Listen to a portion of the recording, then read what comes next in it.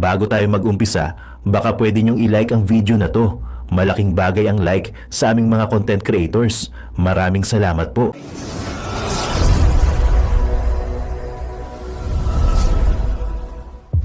Sa mga drug addict, hindi tayo papayag na kuhanin nila kahit isang isla at kuhanin nila kahit isang bato dito sa Pilipinas. So sa madaling salita, ang pinapatamaan niya rito yung China. Hindi kami papayag kuhanin nyo yan. Tapos, connect natin kay PRRD. China, connect kay PRRD. Anong sabi niya? Huwag tayong mag-focus doon sa maiinit na salita. Solusyon. Marcos, fake news ka. Trending at pinag-uusapan ngayon sa mundo ng social media. Ang di umano'y balitang kabago-bago mo pa lang sa Malacanang. Kung makaasta ka, akala mo kung sino. Ito ang maanghang na buwelta ng taong bayan matapos tila araw-arawin na ng bagong Presidential Communication Office at isang vlogger na si PCO Attorney Claire Castro ang mga Duterte para siraan di umano at gawa ng mga intriga na hindi naaangkop sa kanyang trabaho bilang PCO ng palasyo. Hindi naman nakapagpigil at tila harapang sinampal ng katotohanan ng Senate President na si Chis Escudero na tila sinupla sa harap ng media at pangaralan ng nasabing abogada at vlogger na si Attorney Claire Castro. Pero bago ang lahat, kung bago ka pa lamang sa aming channel, please huwag kalimutang mag-like, subscribe at i-click ang notification bell para mas maging updated ka pa lalo sa lahat pa ng bagong video na i-upload namin. At ito na nga mga kababayan, tila nasampal di umano ng kahihiyan at katotohanan ang bagong Presidential Communication Office at vlogger na si Attorney Claire Castro matapos nitong tila araw-arawin ang mga Duterte sa kanyang vlog at lalong-lalo na sa kanyang press conference sa Malacanang para gawan di umano ng intriga at siraan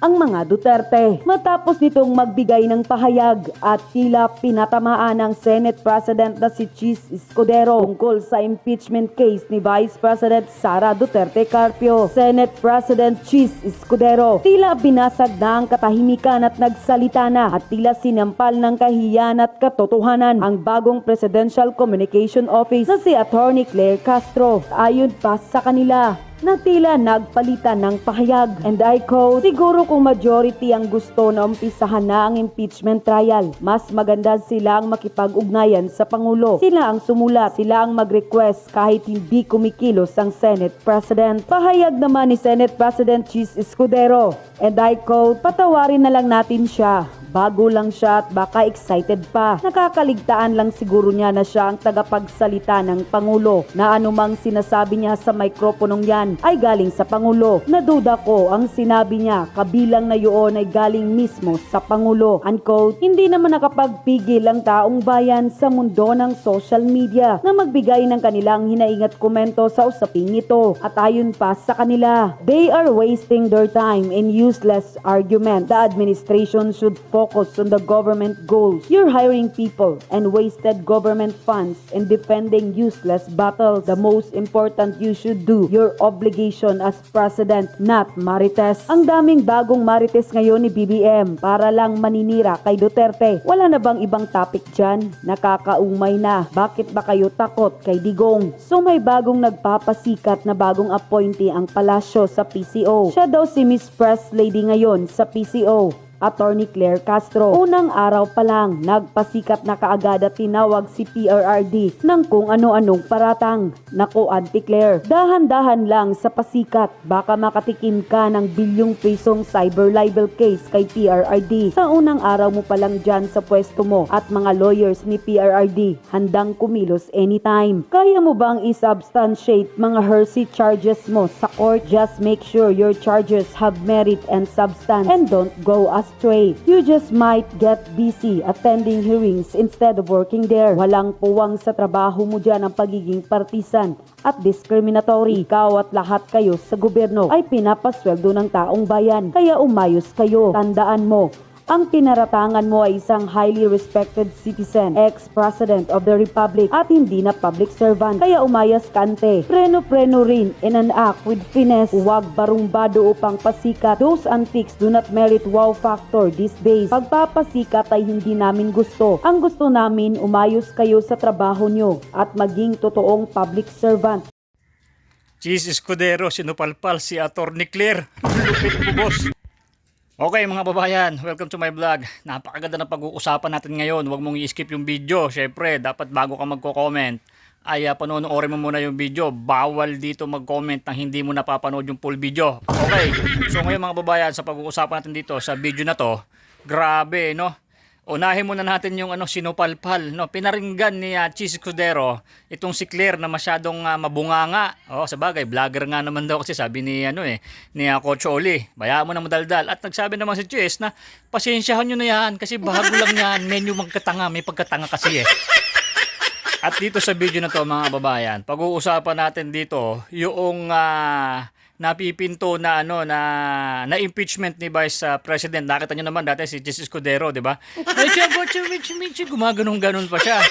Tapos sa June pa yan. Bakit ngayon nag-aapura ka? Syempre, alam niyo naman mga babayan, si Cheese Escudero saka si Liz Satanas ay magkumpare yan magkumpare yan. Kaya ang mga sinasabi niya ni Cheese Escudero, galing yan kay Lisa. Wag ho kayo. Kumpare ko yung si Cheese Escudero, kaya alam ko yan mga kababayan. At syempre, dito sa video na to mga babayan, pag-uusapan din dito sa video na to, huwag kayo mawawala, panoorin nyo hanggang dulo Pag-uusapan din dito yung mga isla na mga pinag-aagawan. Sabi nga ni BBM, ay kahit isang bato hindi dapat makuha ng Chinese. Mga China, nakuha na nga parang yung bato yata yung sinasabi niya rito. Yung bato na palburon, yun yata ang ayaw niya ibigay. Lupit, no? At dito sa video na to mga babayan, alam nyo ba? Yung mga island na yan is nakuha na yung ilan, nakuha na, 'di ba? May base militar na ng China. Gusto mo ba BBM na girahin yung mga China? Sabog tayo diyan. Kaya mo na 'yon. Ang gawin mo, Mr. President, ay ayon lang to kay Boy Sardinas. Ang gawin mo, yung mga natitira pa ng mga island, wag muna kayo mangurakot, wag muna kayo magkurap. Gawan niyo ng mga base militar ng Pilipinas yan para hindi na mainit sa mata. Ang ginagawa nyo, ang nakalagay dyan, yung barko na butas-butas, nalulutang-lutang, yung mga kababayan natin ng mga sundalo, ay nandun lang. Gumawa ka ng katulad ng ginawa ng China. Iwasan nyo muna mag-corrupt dyan. Diba? Tama naman ako mga kababayan. So, wag natin patagalin tong pagsasalita ko. Panoorin mo na tong video na to, Panoorin mo, ikaw ina na naman magko-comment na naman agad, hindi pa nanonood ng video Magmula dito, pag pinilay ko na, panoorin mo muna, kumare. Tapos saka ka magko-comment, balikan mo yung comment section, doon ka mag-comment. Hindi mo pa nga alam yung pinapanood mo, nagko-comment na kasi marami ako nakikita dyan. Kapi-play ko pa lang ng video, kaka-upload pa lang, may comment na agad, hindi pa naman nakakapanood. Bawal yan nanggigigil ako sa inyo So yun mga babayan, kung gusto mo tong ating vlog, like and subscribe na rin. Boy Sardinas, maraming salamat po, 160,000 followers, 160,000 subscribers na po si Boy Sardinas. Maraming salamat mga kasolid PDP laban dyan solid tayo marami pa tayong panahon na pagsasamahan hanggang sa dulo ng eleksyon. Sama-sama tayo. Ano pang hinihintay mo boy? I-play mo na ang video. Let's go! Mga senador, kakasuhan. Pangalawa, Marcos, may binigyan ng black eye. Nakaw, ano na naman black eye yan Marcos. Nabalitaan nyo ba?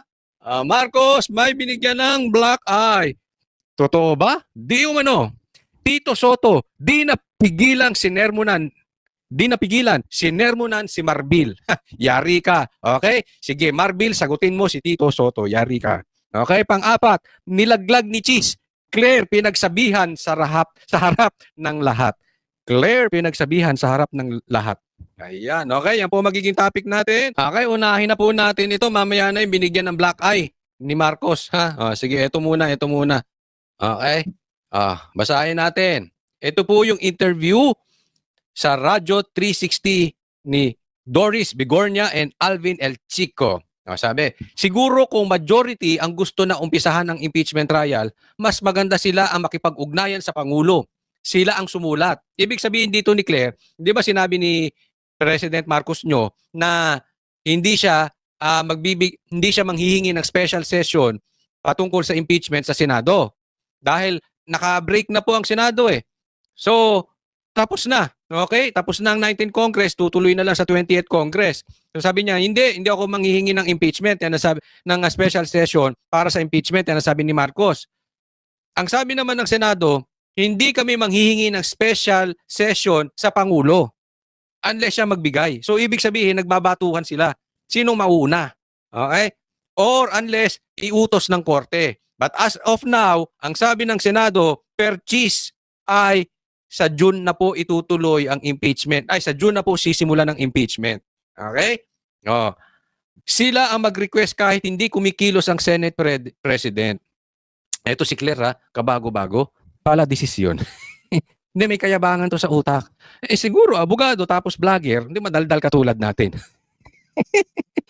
Ay nako. Oh, ito naman ang sinabi. Pinahiya ito ni Cheese. Pinahiya kasi ito yung interview. So ito ibig sabihin, alam niyang makakarating kay Claire at alam niyang makakarating sa presidente at alam niyang makakarating kay Lisa na hindi niyo alam ko hindi niyo nalilimutan na ginawang waiter ni Lisa Marcos ito si Cheese Escudero. Hindi naman waiter, 'di ba? Alam mo, uminom siya ng alak, kinuha yung alak ni Cheese, uminom ng alak si Lisa, tapos ibinigay kay Cheese. Oh, parang okay, Senate President, for now, for today, waiter ka muna.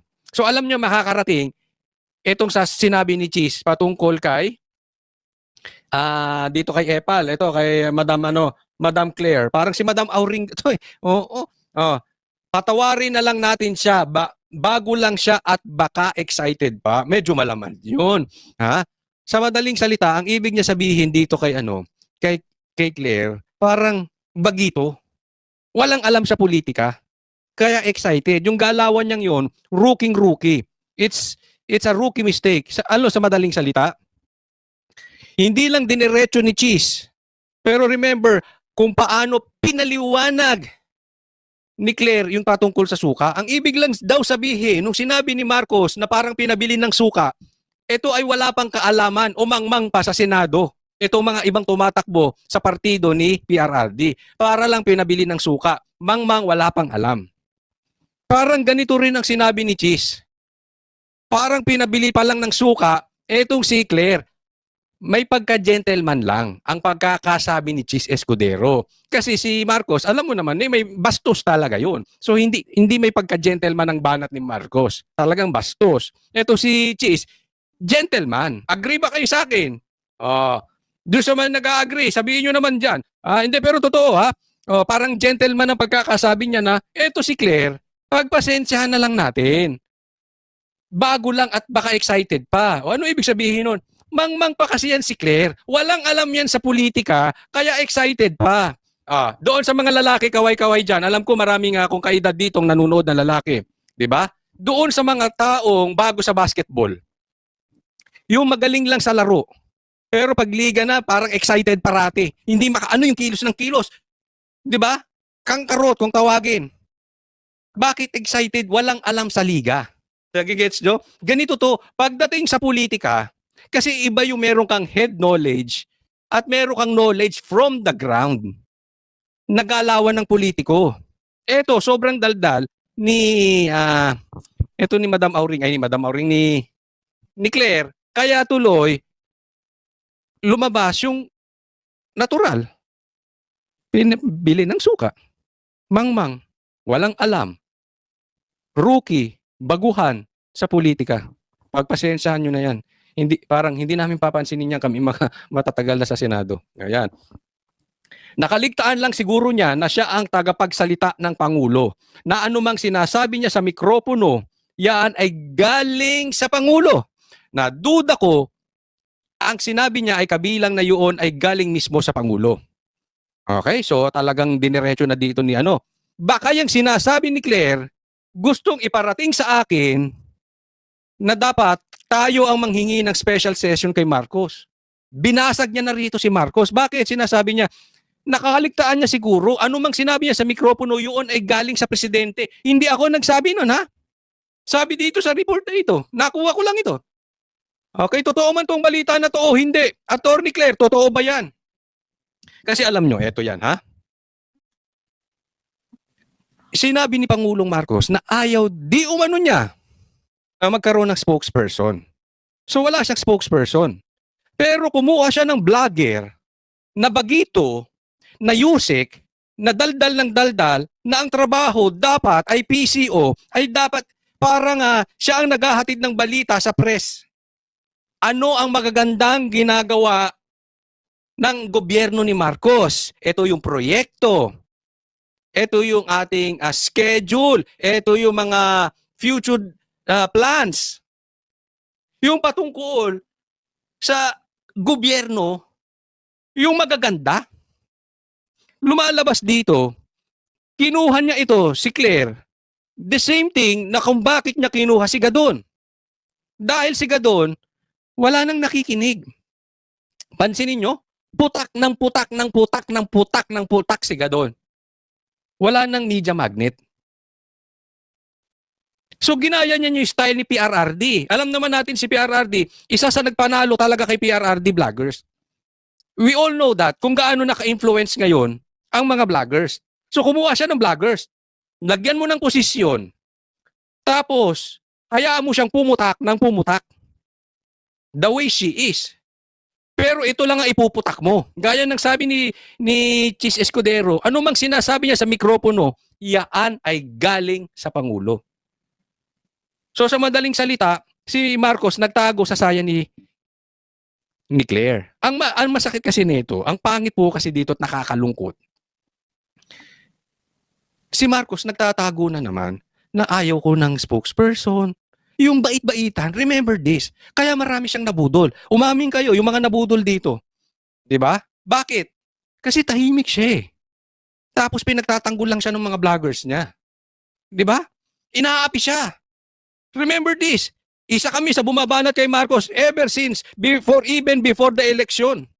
Ayaw sumagot ng mama na yan. Pero alam niyo kung sino umaatake sa amin? Vloggers. Kunwari mabait siya. Here we go again. Ito na naman si Marcos. Bait-baitan. Oh, bait-baitan na naman siya. Hindi ako ganyan. Hindi ako makipagbarahan. Ang gumagawa ng dirty jobs, dirty works, si Claire. Kahinaan po yun. Dapat kung meron kang gustong sabihin, sabihin mo. Huwag kang magtago nung pa-style mo. Yung corny-corny talaga. Gagaya siya kay Marcos, gagaya siya kay PRRD, babakbak siya, babakbak. Tapos urong. Tapos hayaan mo yung vlogger. Diba? Kung makikipag-aasaran ka kay PRRD, makipag-aasaran ka todo-todo. Huwag kang tumatago. Kasi iwas pusoy si Marcos. Hindi ko style, kaya ako nagagalit. Kasi iwas eh. Yung bang hayaan niya na lang magkamali si Claire. Pag nagkamali si Claire, i-deny niya na galing sa kanya. Alam naman natin eh, si Marcos is always like that. Deny, Mr. Denial yan. I-deny niya, tapos hayaan niya na lang yon. Pag maganda sa kanyang compliment. Pag i-deny, ay pagkapangit, fall guy si Fall guy si Claire. Hindi ako yan. Oh, kaya nga sabi ni Gis na duda ko ang sinasabi niya kabilang na yun ay galing mismo sa Pangulo. Kaya sana lang sa press, okay? Sa mga nagtatanong sa press, magkaroon naman kayo ng guts na tanungin ninyo patungkol dun sa drug test. Bakit ayaw magpa-drug test ni Marcos pag kinausap nyo si Claire?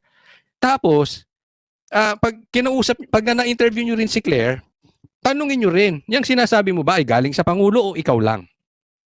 Kasi we really don't want to hear her comments. We want to hear the President himself.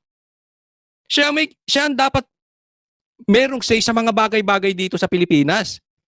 Hindi ko sino-sinong vlogger na binigyan ng posisyon. So tanungin nyo siya, statement mo ba yan o statement ng Presidente? Para ngayon wag natin sila bigyan ng excuses. Di ba? Harapin niya, wag siyang nagtago, harapin niya si PRRD. Tumatago ka sa saya eh. Di ba? Medyo foul. Yung galaw na ganyan.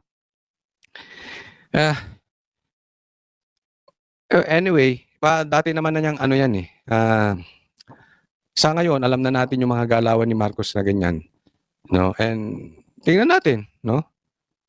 Yung style nila, kumuha pa sila ng babae, syempre, 'di ba?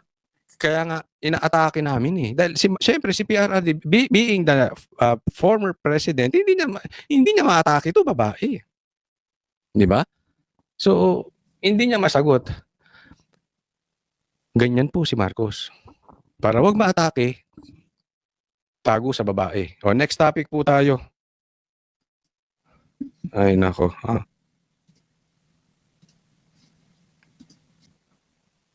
Okay, eto muna bago yung issue black eye kay Marcos. Meron daw kasing basta mamaya yung black eye, about black eye. Alam niyo na ha? Black eye peace. I disagree. Yan ang sabi ni Tito Soto. I disagree doon sa dadagdagan ng exemption. Nagtsatsaga kami doon sa hindi busway eh. E di agahan mo ang alis sa pool. Marbil, magpakalalaki ka. Di ba? Nagkamali ka eh. Ano ka ba, Diyos? Normal naman sa tao na nagkakamali. Ba't hindi ka na lang mag-apologize? Di ba? Sabi gawain, ikaw ba lalaki? O ngayon, kung lalaki ka, tanggapin mo, mali, di sorry, tapos ang issue. Look at the way you handle it. Kesa dun sa anak ni Tulfo, paano nila hinandle? They handled it like a man. Handle it like a man. Di ba? Kasi ito si, dumaan sa busway. Nag-i-excuses para dun sa mga hindi pa nakakalam. Ang dami niya nang sinabi at humihingi pa siya ng exemption dahil may emergency. Yung emergency naman pala, may meeting lang sila ni Remulla. Kung ano man yung emergency, kung ano man yung sinasabi niyang emergency, sa madaling salita, hindi pasok sa exemption. Hindi siya dapat pwede dyan sa bus lane. Okay, naiintindihan nyo na. Kaya nga ibig sabihin ni Tito Soto, kulang na lang sabihin niya, animal ka. Hindi naman gano'n. Wag, mabait ito si Tito Soto. Kulang na lang sabihin niya, oy, wag ka wag ka entitled. Ang pwede lang diyan president, vice president, alam ko speaker, Buaya, hindi. Isa 'yon, speaker Buaya. Hindi, iba 'yon. Senate president at saka chief justice. Tsaka yung may mga exemption na iba. Pero hindi kasama yung nagmamadali dahil may meeting na PNP chief. So ibig sabihin kami nga senador may mandato. Alam mo ba magkano sinasahod ni Tito Soto? Alam mo ba ang dami ng pera niyan? Ikaw, gaano ba kadami pera mo, Marbil? Usapan ba 'to ng paramihan ng pera? Hindi. Hindi po 'yon. Hindi po 'yon ang ibig sabihin. Pero ibig ko sabihin po, wag ka namang entitled. Yung senador nga nagpapabara sa traffic. Nagtsatsaga sila doon. 'Di ba? Ilang taong ka na ba, Marbil? 'Di ba? Ako kasi alam ko bata pa ako traffic na Hanggang ngayon traffic pa rin. So dapat ikaw mag-adjust, hindi mo pwedeng sisihin yung traffic. Mag-adjust ka rin, ha? Ngayon sabi ko, tanggapin mo na hindi ka Diyos, na nagkakamali ka, mag-apologize ka na lang, huwag ka nang humingi ng exemption. Parang magpapagawa ka pa ng batas para ma-exempt ang PNP chief. 'Di ba? Tapos ang issue. Pinahaba mo. Alam mo sino nagpapahiya sa sarili mo? Ikaw. Napakataas ng tingin mo sa sarili mo. Agaan mo ang alis. Sila nga nagtsatsaga, senador. Pero parang ayoko maniwala. Ba't ayaw mo maniwala na nagtsatsaga ang mga senador? May mga convoy. Oo, nakawangwang yan. Hindi ko sinasabi Hindi ko sinasabing si Tito Soto. Malamang hindi si Tito Soto. Pero malamang yan yung party list nga na anak lang ng senador may mga escort. Diba? May mga escort yan magawang-wang-wang yan dyan para walang traffic. But of course, hindi natin pwedeng lahatin. Baka pero imposibleng wala. Hindi ako maniniwala. Kayo ba maniniwala? Sige nga, sagutin nyo. Kayo ba maniniwala na lahat ng senador, lahat ng politiko, hindi nagwawangwang? Walang escort? Yung ipa-flash ka, tatabi ka dahil merong tratsada dyang Innova. Karamihan ng security Innova, di ba? Hindi kasi matulin yung Innova di ba? Yung ibang ambulance pa. Marbil, move on. Okay? Sorry, mag-sorry ka na lang. Tapos na usapan dyan. Huwag mataas masyado sa tingin mo sa sarili mo. Next po tayo. Ito, pag-usapan natin si Marcos Tingnan nyo kung gaano ka-plastic tong mama na ito. Kayo humusga. Okay? Ilagay nyo dyan. Fake news ba ito si Marcos? plastic ba siya o ipokrito ba siya? Ilagay nyo dyan ha, sa comment section. Plastic, ipokrito, fake news, o napakatinong presidente. Ilagay nyo dyan sa comment section. Pakinggan po natin, okay? Anong sabi ni Marcos? Ang kailangan po natin ay ang mga solusyon, hindi po ang mga maiinit at malalakas na mga masasakit na salita. May pag ano pa siya. Ano sabi niya? Kailangan natin ay mga solusyon. Solusyon. Hindi yung mga mainit. May pag ganun pa siya.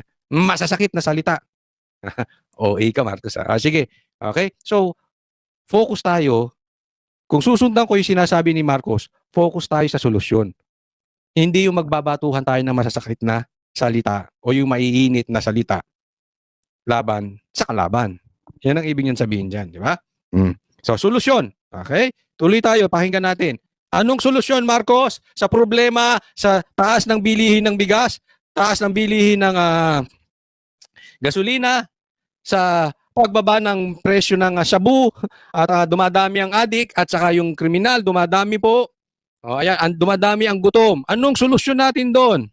Ipapaglaban natin ang ating soberanya. Huwag nilang aakalain na tayo ay papayag na kunin sa atin na kahit isang isla, kahit isang bato na nasa teritoryo natin. Alamin nila lahat, hindi po tayo papayag. Yan, yun ang solusyon niya. Doon sa presyo ng bigas, sa criminality, sa peace and order, sa mga drug addict, hindi tayo papayag na kuhanin nila kahit isang isla at kuhanin nila kahit isang bato dito sa Pilipinas. So sa madaling salita, ang pinapatamaan niya rito yung China. Hindi kami papayag kuhanin nyo yan.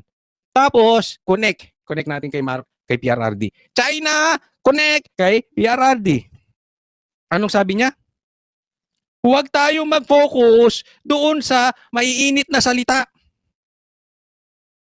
Solusyon. Marcos, fake news ka. Ano solusyon doon? Anong solusyon sa sinasabi mong yan sa taas ng presyo ng bilihin? Alam mo ba, yan ang pinaka-concern ng mga Pilipino ngayon. Not the impeachment of BP Sara. Hindi yung away nyo ni BP Sara. Not even your drug addiction. Di umano na sinasabi ni PRRD, yung gutom nila. Anong solusyon? Wala sa China. Napaka cheap shot ng sinasabi nito si Marcos. Di ba? Naalala nyo si Tito Soto, napanood ko yung interview nyo, even si Erwin Tulfo sinasabi, ayaw namin ng negative campaigning. Pero to si Marcos, patuloy pa rin ng fake news. Di ba? Sinasabi niya, huwag tayo sa negative campaigning. And yet, here he is. Naninira. China, okay. Una niya sinabi, China. Pangalawa, Wag tayo. tingnan yung reaction ng tao. I challenge you, even the bashers. Marami na akong naatinan na may sug. Marami na akong naatinan na sorties ni Pastor Kibuloy. Rallies at sorties ni Isko. Hindi ganito taong bayan. Tingnan ninyo ang reaction. Walang pakialam. Susunod sa kagustuhan ng ibang tao. Palakpakan. Tingnan mo yung tao. Tingnan niyo yung tao. Aren't they excited? Tapos binigyan ng t-shirt, upo kayo sa harap, magsuot kayo. Kasi tingnan nyo yung t-shirt nila sa ilalim nakasuot pa nga. Kaya binigyan ng t-shirt, yan NR. Ako magtatanong lang Magtatanong lang. Kasi may mga balita ako, sa mga ganyan daw may bigayan. Of course, sasabihin na naman ni Claire. Wala kayong patunay dyan. Kaya nga nagtatanong lang. Pero isang quality ng bayaran, wala sa puso yung ginagawa. Pansinin nyo yan. Pansinin nyo. A-attend lang yan para makuha yung pera, pagkatapos niya wala. Ang mukha niyan, pwede mo ilaban ng poker. Blank face. You want to see blank faces? Look at the picture. Ngayon kung bayad o hindi ko alam. Be the judge. Kasi yung taong gusto ron, kahit harangan mo sa gate, makikipag-away sa gwardya para makapasok. Hindi ko sinasabi makipag-away kayo sa gwardya, hindi makipag-away kayo sa pulis. But I know when I see one. Talagang ipagpipilitan mo yung sarili mo. Lahat ng kernel tatawagin mo. Hindi nyo ba alam, kakilala ko si kernel ganito, si mayor, si kapitan. Kakilala ko. Hindi mo ako papapasukin. Sir, puno na. Asan ang pangalan mo rito? Si kapitan. Ninong ko, hindi mo alam? Gusto mong patanggal kita dyan sa pwesto? Hindi ako gumagano na. Nakakakita tayong ganon. Ito bang mga taon to mukhang nakipagpilitan para makapasok? Kayo humusga. Kayo ang humusga ng mga bayarang crowd. Remember this, nahuli sila. Ano, pinagsuot yung mga pulis ng pula. Bakit hindi kayang punuin? Kunwari security. Hindi kayo makakita ng ganyan sa sorties ng PRRD, ng PDP. I challenge you, yung mga tao makikipag-away pa sa gate. Makapasok lang. Ng ibang bansa, hindi naman po kailangan na pumasok tayo sa kaharasan na Karasahan. Oy, ano ba Marcos, ayusin mo. Hindi daw tayo kailangan pumasok sa karasahan. Again. Nagpapadinig, EJK. Alam ko lang yan lang naman ang babanggitin nila kay PRRD. Gusto mo hulaan ko? Pogo. China. EJK. Ano solusyon sa mga binabanggit mo, Marcos? Kung ako nakikinig, gutom ako. Gutom yung anak ko. Gutom yung magulang ko.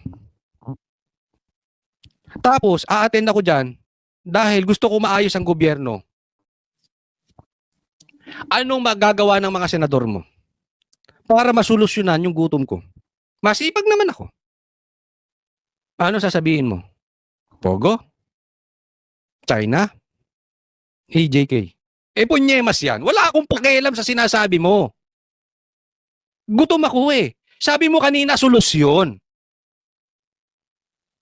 Asan ang solusyon doon sa gutom ko? Parang ganyan ang taong bayan eh. Pag pumunta dyan. Asan ang solusyon?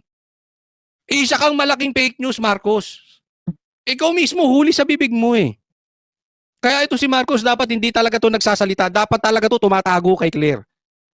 Kasi wala tong sinabing tutugma. Katatapos lang ng sabi niya, parang sinuntok niya sarili niya. Para siya may black eye. Yan sinasabi ko may black eye. Blinakayan mo sarili mo, Marcos. Sinuntok mo sarili mo, Marcos. Pero teka muna. Kasi may kumakalat na chismis. Ako hindi ko totoo. Hindi ko alam kung totoo. Kaya nga tatanungin ko kayo. Baka alam ninyo. Ako hindi ko alam eh. Kasi may kumakalat to. Parang may black eye daw. Dati ng issue yun. May black eye si Marcos. Ngayon, may issue naman daw. Tinatago. May black eye naman daw si Lisa. Pero ako hindi naniniwala doon. Hindi ako naniniwala. Baka fake news yun. Kayo ba alam nyo yun? Hindi ko kasi alam yun. Hindi ko alam. Fake news ba yun? Tatanong ko din sa mga nanonood. Totoo ba yun? Na-black yan si Lisa? Sino? Kayo naman na mag-report sa akin. Ako nagre-report sa inyo. Ngayon kayo naman magbalita sa akin. Na-black yan nga ba? Nagtatanong lang tayo ha. Oo. Hindi ako naniniwala. Ba't naman susuntokin yun? Ang daming security nun. Sino makakasuntok naman dun? Hindi naman. Si Marcos, posible blinaka yan sarili. Bakit? Kinontra yung sinabi eh.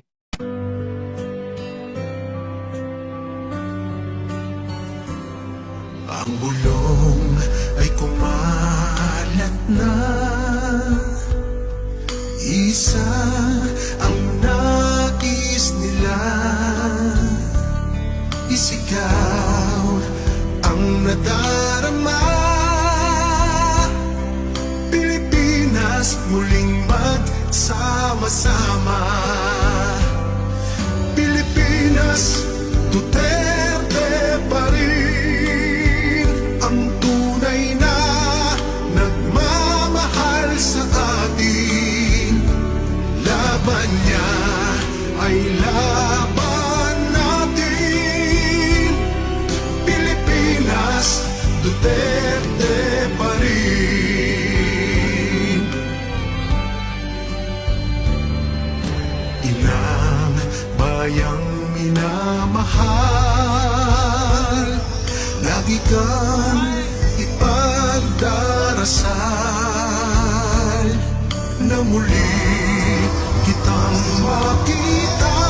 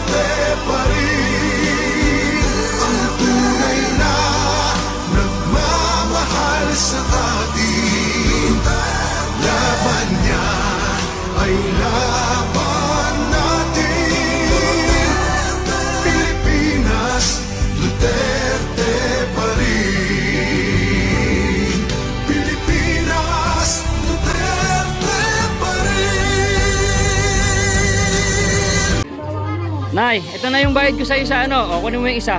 Isa muna. Iyan, no? Tapos, isa pa, di ba? 4 dapat na sardinas, eh. O, yan. 3 na. Pang-4 na sardinas. O, okay na.